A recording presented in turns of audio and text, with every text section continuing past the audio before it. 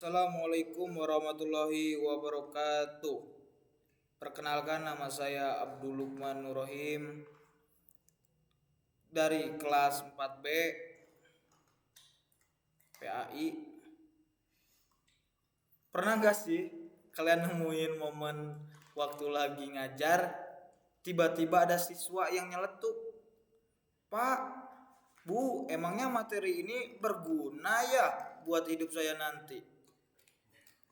Jujur ya, saya awal-awal dengar pertanyaan itu, saya sempat mikir, duh anak ini kok malah banyak protes. Tapi setelah saya renungkan lagi, pertanyaan itu sejujurnya tamparan keras buat kita sebagai pendidik.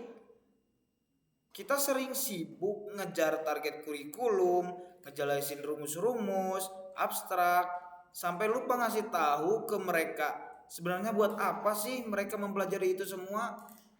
Tuh.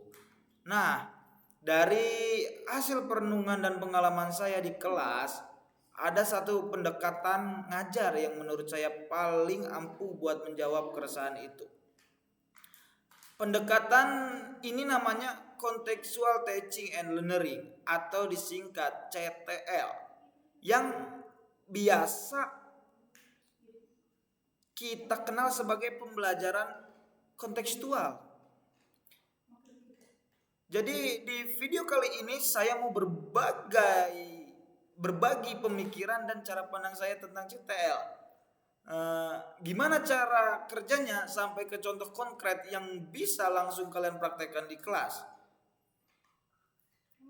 Apa sih esensi CTL itu? Nah, kalau menurut sudut pandang saya ya, inti sederhana dari CTL itu adalah menghubungkan teori di dalam buku dengan realita dunia siswa sehari-hari. Gini penjelasan gampangnya. Otak kita itu naturally bakal nolak atau gampang lupa sama informasi yang asing dan gak ada hubungannya sama hidup kita. Sebaliknya, kalau ada materi baru yang relatable atau nyambung sama pengalaman yang pernah kita alami, otak kita bakal otomatis nyerap ilmu itu dengan jauh lebih cepat gitu. Jadi di dalam CTL ini kita sebagai guru nggak cuma datang untuk menuangkan isi buku ke kepala siswa gitu. Tugas kita adalah membangun jembatan kepada siswa gitu ya. Kita bawa masalah atau realitas yang ada di sekitar mereka ke dalam kelas. Lalu kita pakai teori pelajaran buat menyelesaikan masalah itu. Hasilnya siswa bukan sekedar tahu materi, tapi mereka paham makna dan manfaat dari materi tersebut. Contoh nyata ya, mengubah kelas jadi realita. Biar bayangannya makin jernih, saya kasih contoh kasus yang sering saya temui di pelajaran matematika ya, khususnya materi aritmatika sosial tentang untung dan rugi gitu. Bayangin ya, kalau kita ngajar materi ini pakai cara lama, kita tulis rumus di papan tulis ya, misalnya untung, harga jual, harga beli, lalu minta siswa kerjakan 10 soal di buku paket. Biasanya siswa bakal cepat bosan, mengantuk, dan cuma sekedar menghafal rumus buat ujian gitu. Tapi coba kita balik pendekatannya pakai CTL.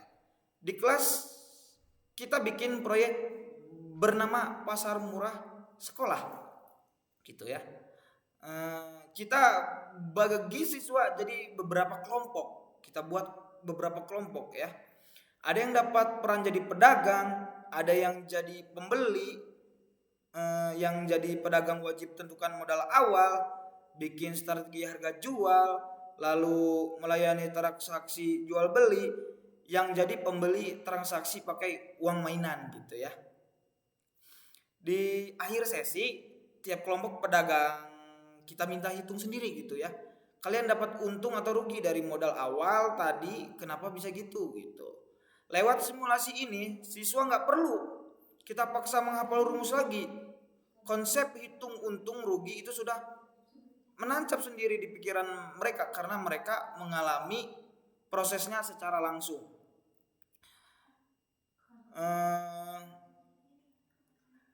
Nah, dari pengalaman saya merancang kelas berbasis CTL, ada 7 komponen penting yang menurut saya bikin metode ini benar-benar hidup. Yang pertama ada konstruktivisme, ya.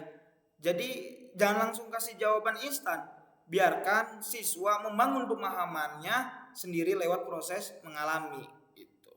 Yang kedua ada inquiry atau menemukan, ya.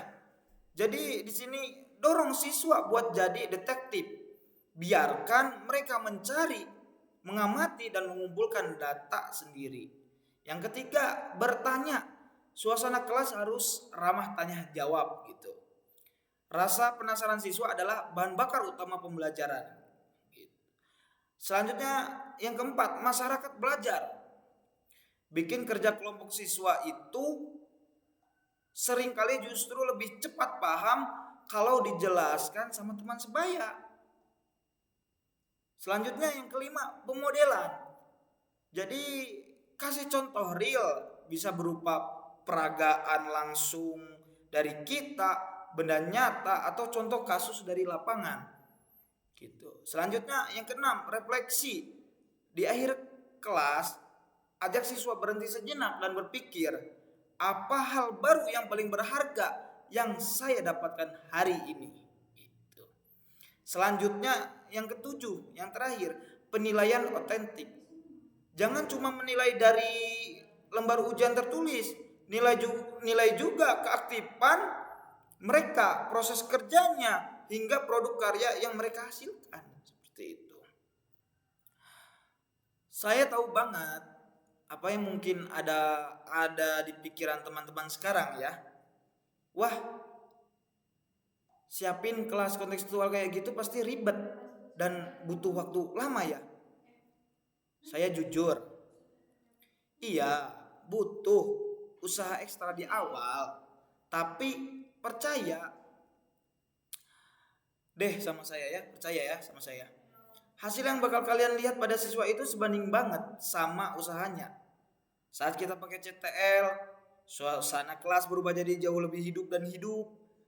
Siswa nggak lagi merasa tertekan atau terpaksa belajar.